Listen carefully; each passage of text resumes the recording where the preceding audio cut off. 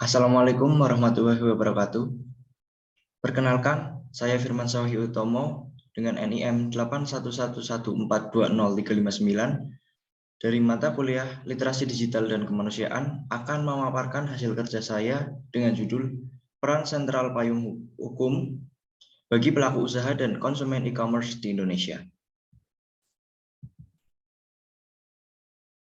Seperti yang kita tahu, pada zaman sekarang ini, era teknologi informasi merupakan revolusi industri yang paling canggih di dunia, sebab semua aspeknya harus menggunakan media digital dalam penggunaan sehari-harinya.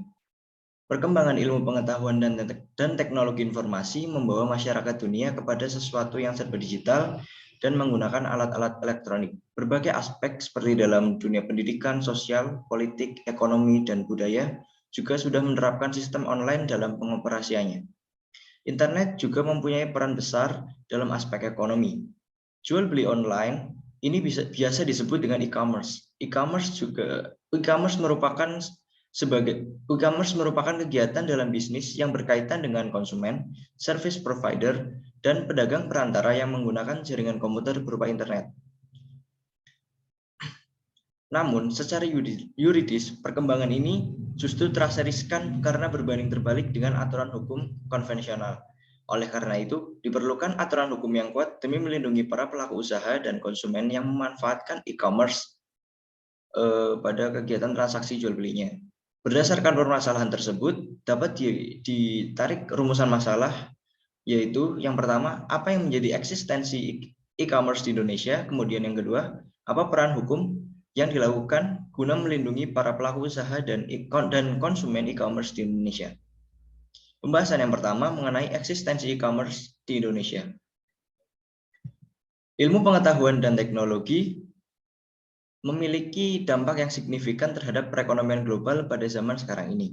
Aspek ekonomi yang didasari teknologi informasi memiliki kontribusi yang besar terhadap sektor perekonomian nasional baik ekonomi makro maupun mikro.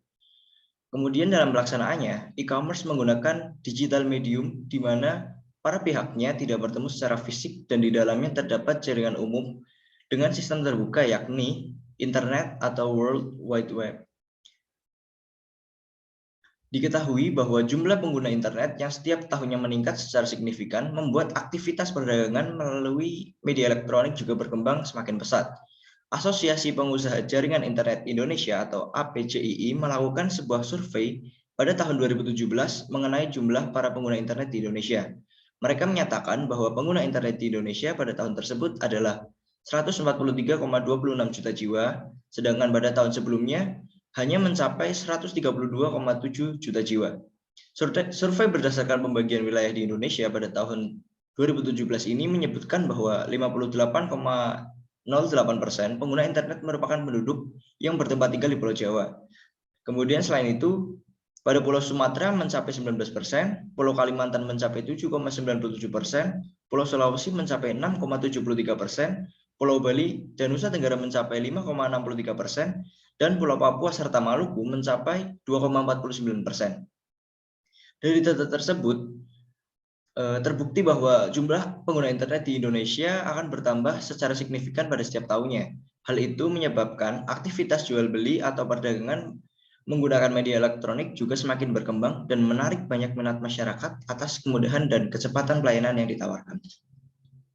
Bank Indonesia sendiri memiliki catatan bahwa transaksi jual beli melalui e-commerce mempunyai pertumbuhan positif di masa pandemi COVID-19. Bank Indonesia memiliki proyeksi bahwa transaksi yang dilakukan pada e-commerce yang tersedia di Indonesia mengalami peningkatan sebesar 429 triliun rupiah sepanjang tahun 2020. Dengan adanya jumlah transaksi yang tinggi, maka dapat memunculkan persaingan yang kompetitif antar pelaku usaha juga. Hal ini akan membuat mereka saling memunculkan inovasi baru sehingga masyarakat dapat menikmati produk-produk yang baru dan fresh setiap tahunnya. Selain itu, banyaknya transaksi juga akan membantu meningkatkan perekonomian nasional secara signifikan melalui sektor e-commerce ini. Kemudian kita masuk kepada pembahasan yang kedua, mengenai peran hukum yang dilakukan guna melindungi para pelaku usaha dan konsumen e-commerce di Indonesia. Minat masyarakat yang tinggi terhadap penggunaan e-commerce sebagai tempat bagi mereka untuk melaksanakan transaksi jual beli harus didasari dan dilindungi oleh payung hukum yang solid, efektif, dan konsisten. Perdagangan elektronik atau e-commerce tadinya diatur dalam Undang-Undang Nomor 11 Tahun 2008, tetapi kini telah diubah dalam Undang-Undang Nomor 19 Tahun 2016 tentang Informasi dan Transaksi Elektronik atau biasa kita kenal dengan UU ITE.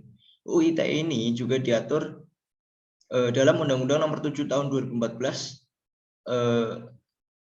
tentang perdagangan. Di dalam undang-undang tersebut diatur mengenai perlindungan dan kepastian kepada pelaku usaha e-commerce, penyelenggara e-commerce, dan juga konsumen dalam menyelenggarakan kegiatan jual beli melalui media elektronik. Kemudian sistem e-commerce yang tidak mempertemukan secara fisik antara penjual dan pembelinya menimbulkan risiko yang besar khususnya kepada para konsumen. Hak para konsumen lebih rentan untuk dilanggar dalam transaksi yang dilakukan melalui media elektronik, seperti maraknya kasus penipuan dalam transaksi elektronik tersebut. Oke, oleh karena itu perlindungan hukum perlu dilakukan terhadap para konsumen agar mereka dapat melakukan transaksi secara aman dan nyaman.